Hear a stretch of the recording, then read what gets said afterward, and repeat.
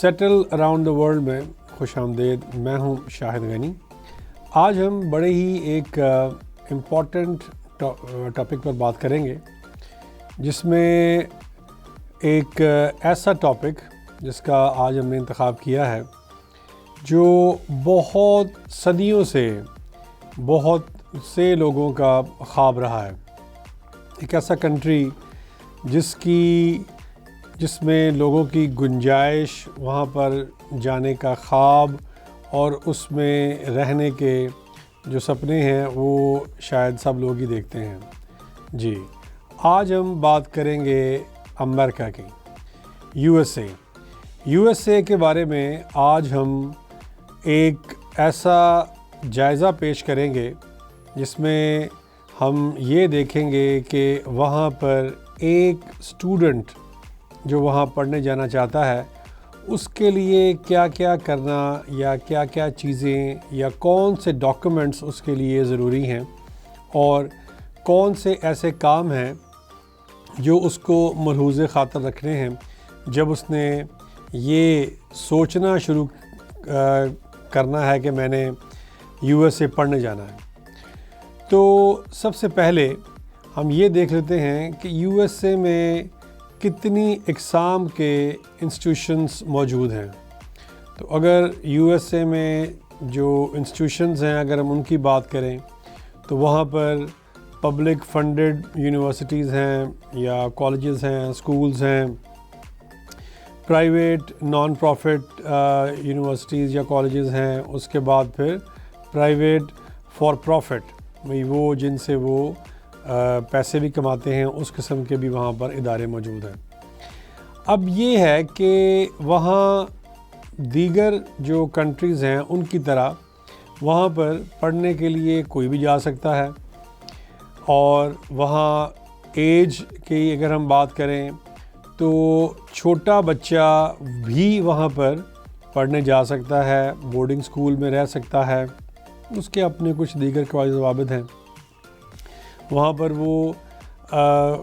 جو boarding schools ہیں، بہت وسیع و عریض بورڈنگ سکولز ہیں، وہاں پر جا کے رہ سکتے ہیں، پڑھ سکتے ہیں.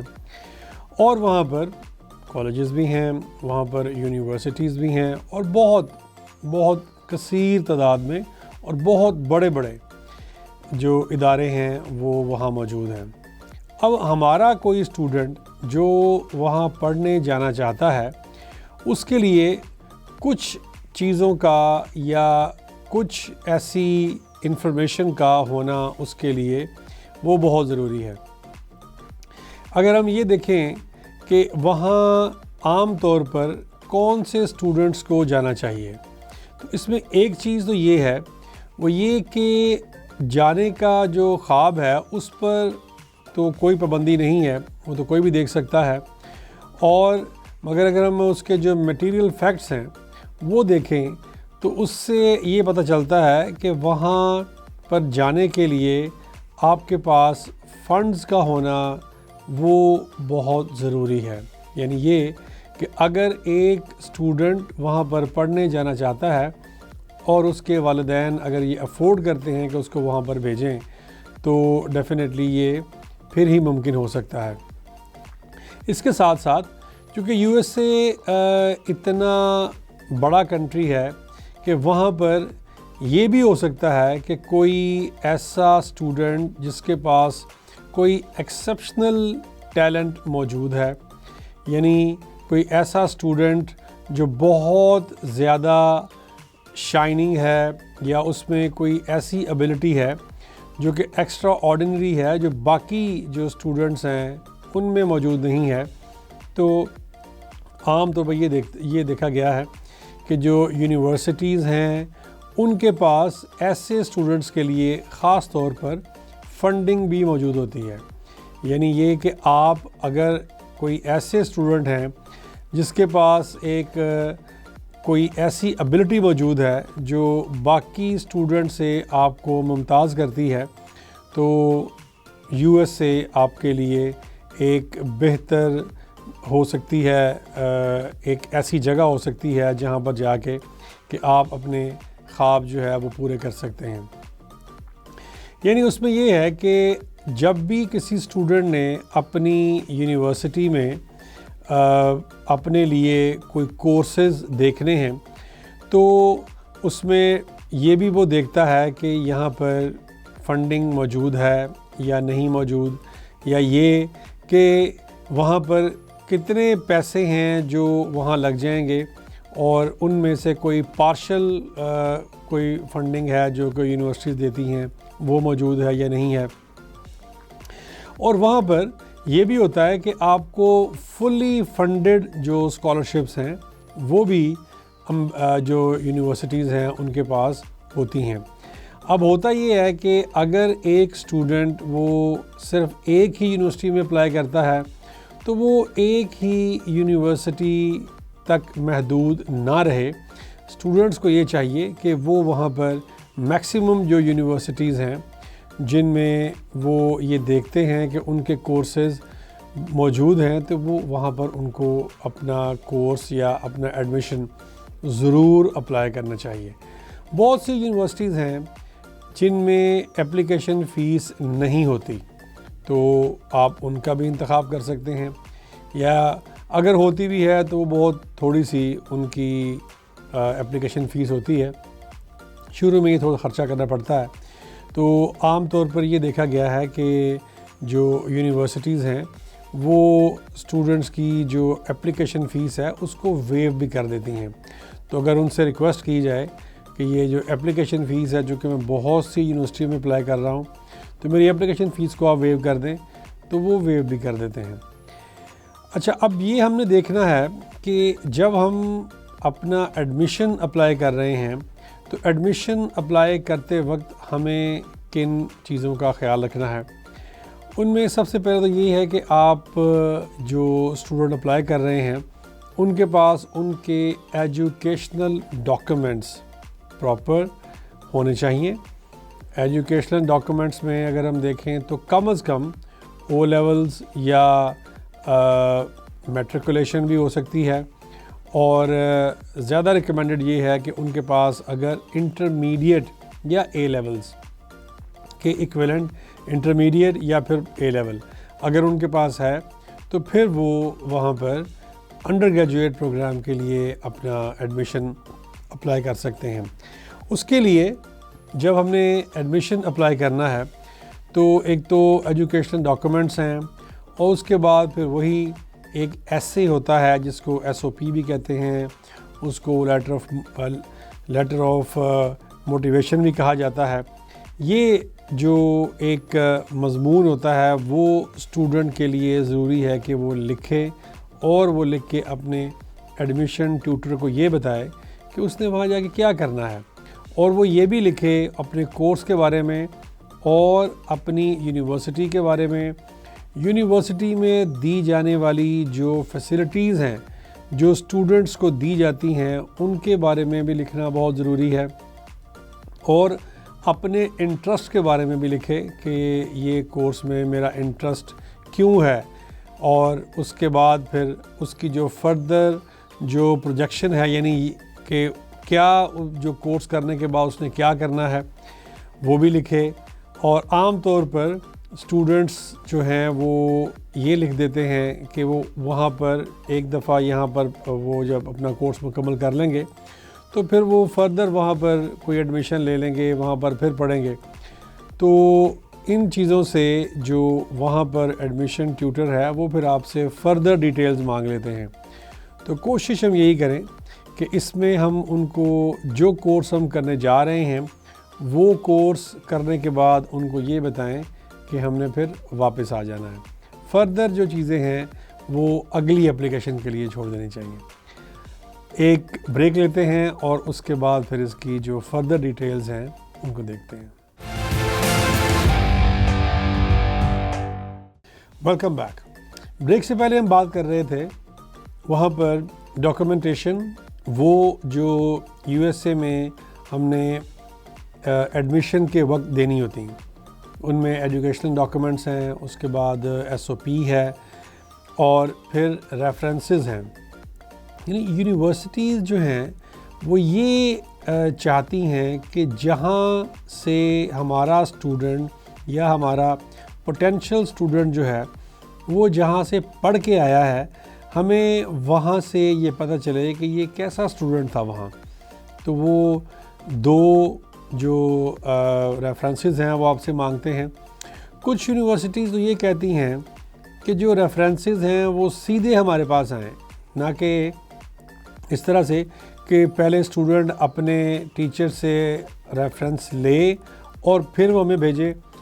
وہ یہ کہتے ہیں جی کہ یہ ڈائریکٹ ہمارے پاس جو وہاں کا جو ریفری ہے، یعنی وہاں کا جو پروفیسر ہے یا ٹیچر ہیں، وہ ہمیں ڈائریکٹ جو ریفرنس ہے وہ ہمیں بھیج دیں. اور اس کے بعد پھر جو اگلا مرحلہ ہے وہ آ جاتا ہے کہ جب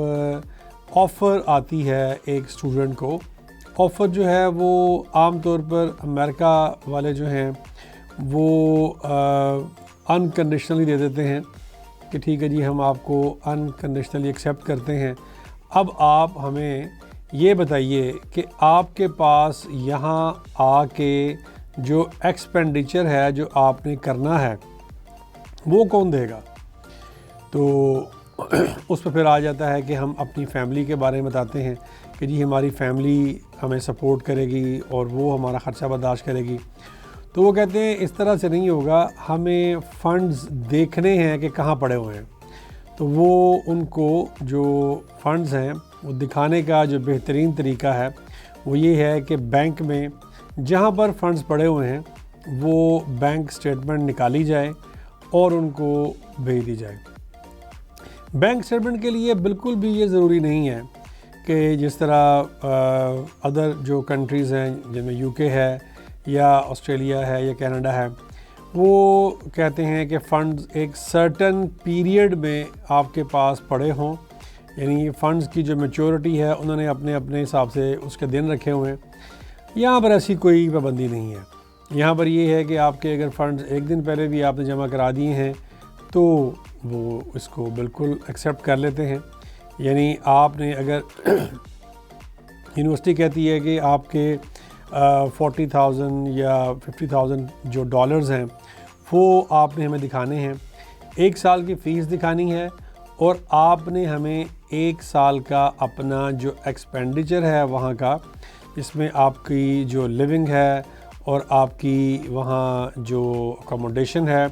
اس کا ایکسپینڈیچر آپ نے دکھانا ہے، وہ اوپر لکھا ہوتا ہے. اور یہ عام طور پہ دیکھا گیا ہے کہ جب وہاں سے وہ ہمیں یہ ایک فارم بھیجتے ہیں یا لیٹر بھیجتے ہیں جس کو I-20 کہا جاتا ہے. I-20 جو ہے وہ ایک ایسا ایک ڈاکیومنٹ ہوتا ہے جس کے اوپر یہ لکھا ہوتا ہے کہ آپ کی اتنی فیس ہے اور اتنی فیس ہم نے آپ کو اسکالرشپ دے دی ہے، اور اگر اسکالرشپ نہیں دی تو یہ جو فیس ہے یہ آپ نے ہمیں دکھانی ہے کہ یہ آپ کے پاس موجود ہے. تو I-20 سے پہلے، یعنی I-20 آنے سے پہلے ہم نے وہ اپنی جو بینک اسٹیٹمنٹ ہے اپنی آفر کے ساتھ، جس کے اوپر صرف ایک ہی کنڈیشن ہوتی ہے جی کہ ٹھیک ہے ہمیں دکھا دیجئے کہ آپ کے پاس پیسے ہیں، آپ کے پاس فنڈز ہیں، تو ہم آپ کو I-20 ایشو کر دیں گے. تو وہ فنڈز دکھانے کے لیے اس طرح میں نے پہلے عرض کیا کہ بینک سٹیٹمنٹ جو ہے وہ ان کو بھیجنا ہوتی ہے. انہوں نے بینک سٹیٹمنٹ دیکھی اور انہوں نے پھر I-20 ایشو کر دیا. I-20 کے آ جانے کے بعد پھر جو اسٹوڈنٹ ہے اس کا جو اگلا مرحلہ ہے وہ بڑا امپورٹنٹ ہے، کیونکہ اسی مرحلے میں تمام چیزیں ڈیپینڈ کرتی ہیں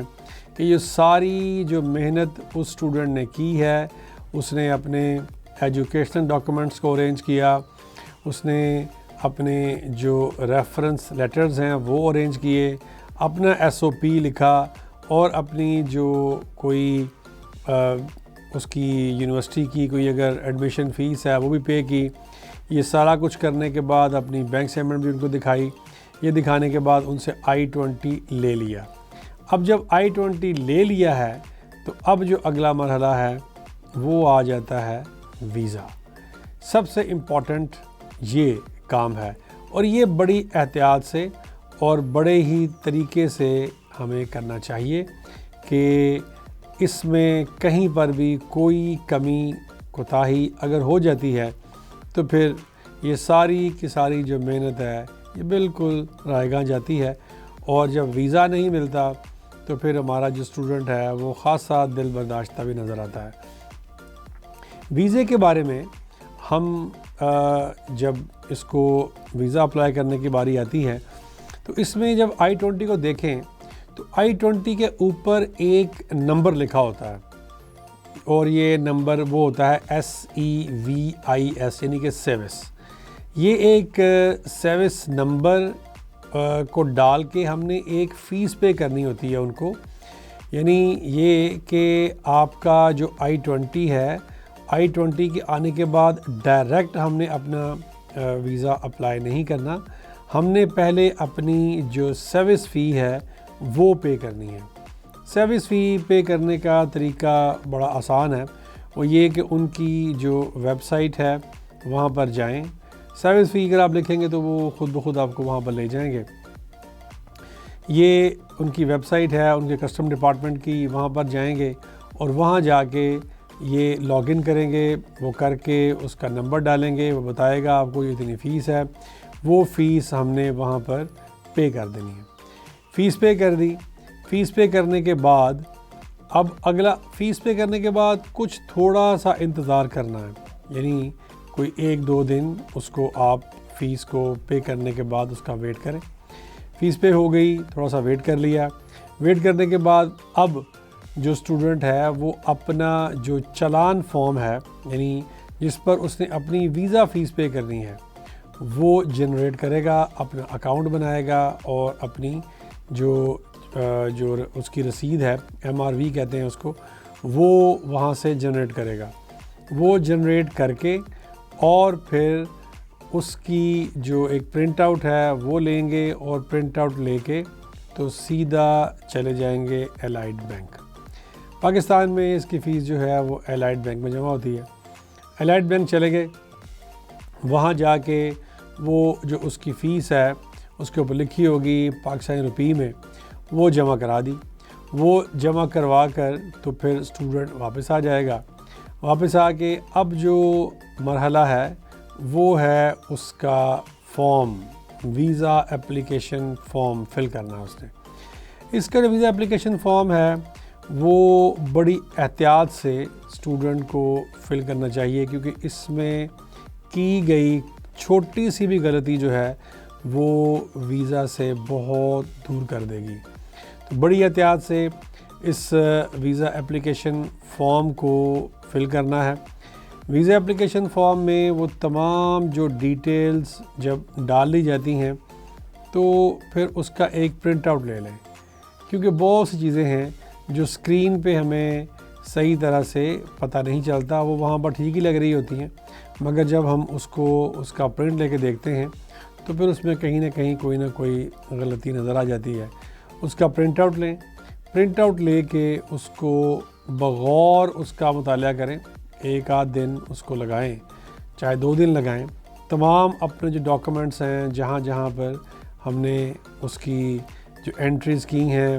پاسپورٹ ہے اور باقی ڈاکومنٹس ہیں، ان کو دیکھیں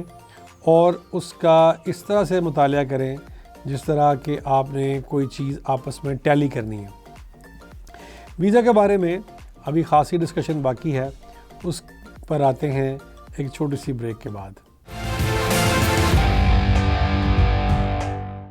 بریک سے پہلے ہم بات کر رہے تھے ویزا اپلیکیشن پروسیسنگ کی۔ US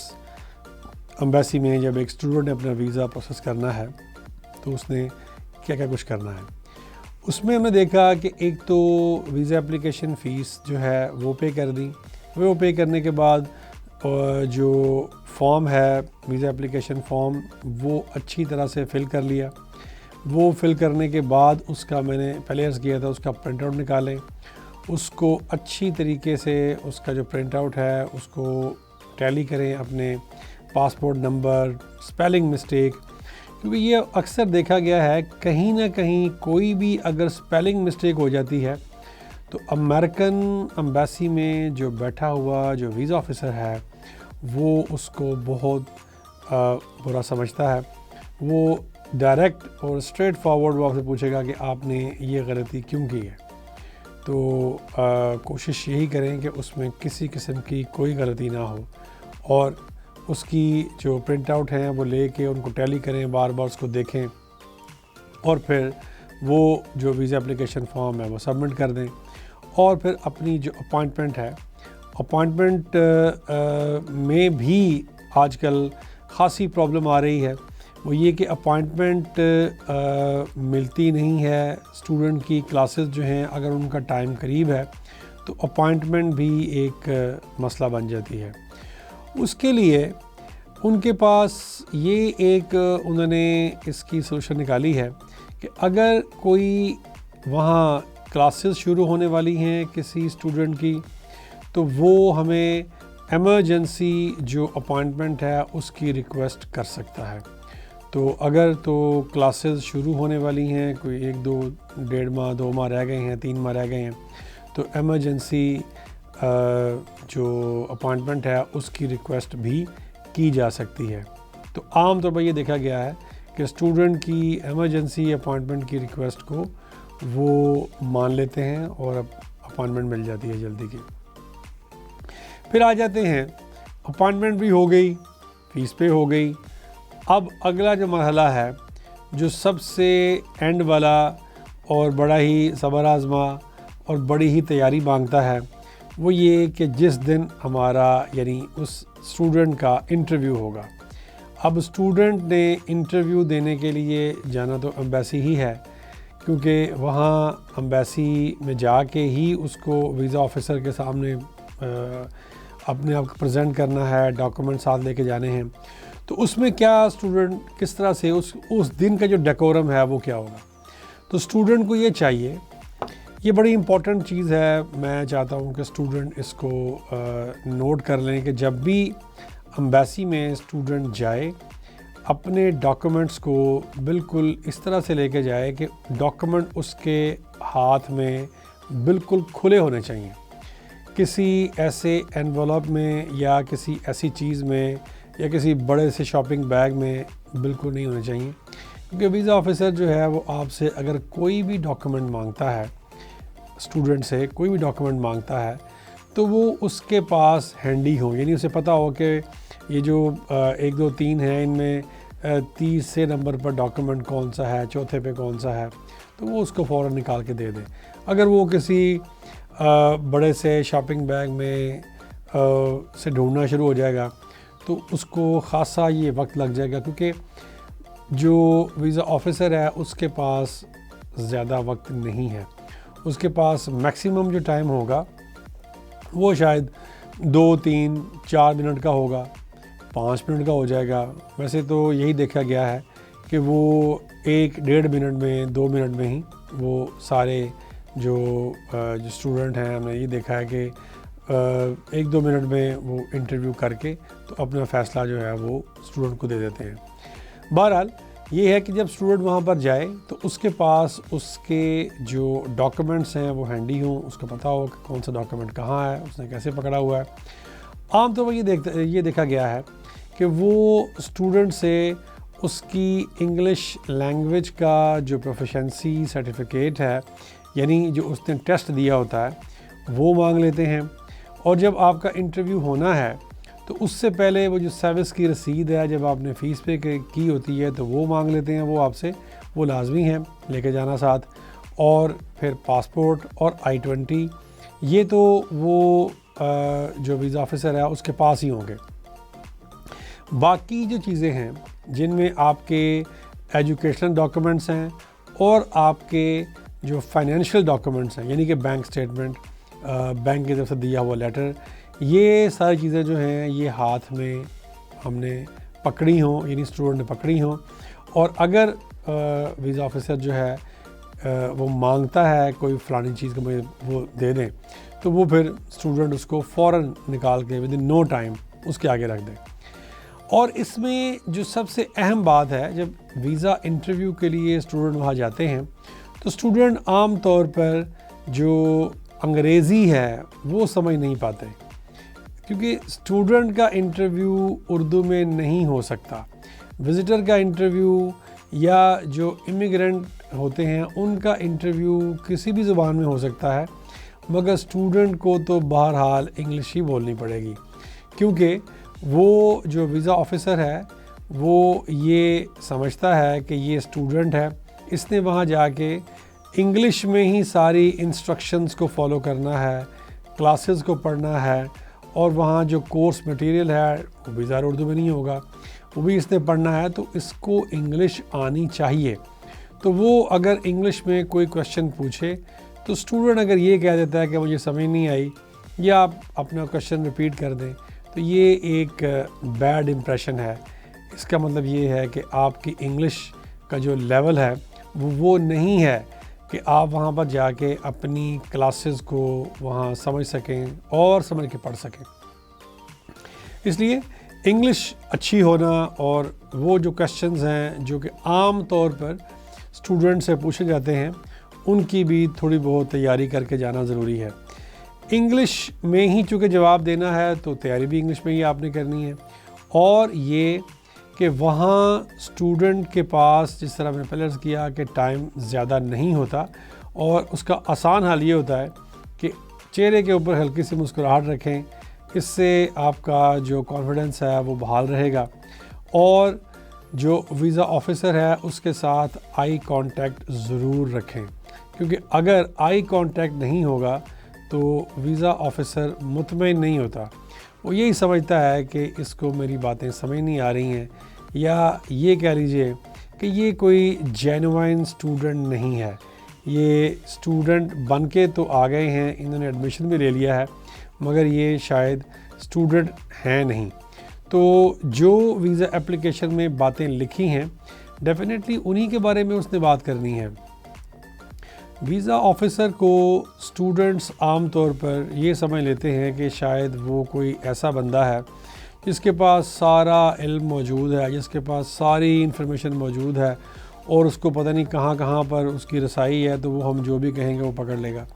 تو بالکل اس طرح کی بات نہیں ہے۔ جو انفارمیشن آپ اس کو دیں گے اس کو آپ کے بارے میں اتنی ہی انفارمیشن ہوگی۔ ہاں، اگر آپ نے کوئی ایسی انفارمیشن دی ہے جو فورج ہے، یعنی یہ کہ آپ نے کبھی پہلے ویزا اپلائی کیا ہے یو ایس اے کا یا کسی بھی اور کنٹری کا، اور یہ کہہ دیا ہے کہ میں نے نہیں کیا، یہ کام تو اگر کریں گے تو پھر پکڑے جائیں گے۔ بالکل اپنی جو انفارمیشن ہے وہ فورج اس کو نہ دیں، صحیح پراپر انفارمیشن دیں، اور پراپر انفارمیشن ہی آپ کے فارم میں اگر ہوگی تو ویزا دلوانے میں اسٹوڈنٹ کی ہیلپ کر سکتی ہے۔ تو انٹرویو میں جب بھی کوئی کویشچن پوچھا جائے تو بڑے ہی اطمینان سے اس کو آپ آنسر کریں، اور بالکل یہ نہ کہیں ویزا آفیسر کو کہ کوئی سوال چینج کر لیں، مجھے اس سوال کی سمجھ نہیں آئی، تو پھر وہ ویزا بھی آپ کا ریفیوز کر دے گا کہ جی مجھے بھی آپ کی سمجھ نہیں آئی۔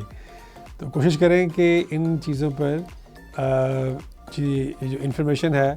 یہ امید کی جاتی ہے کہ یہ آپ کی یو ایس اے ایڈمیشن کے لیے اور ویزا کے لیے آپ کی بھرپور رہنمائی کرے گی۔ آج کے پروگرام کا وقت ختم ہوتا ہے،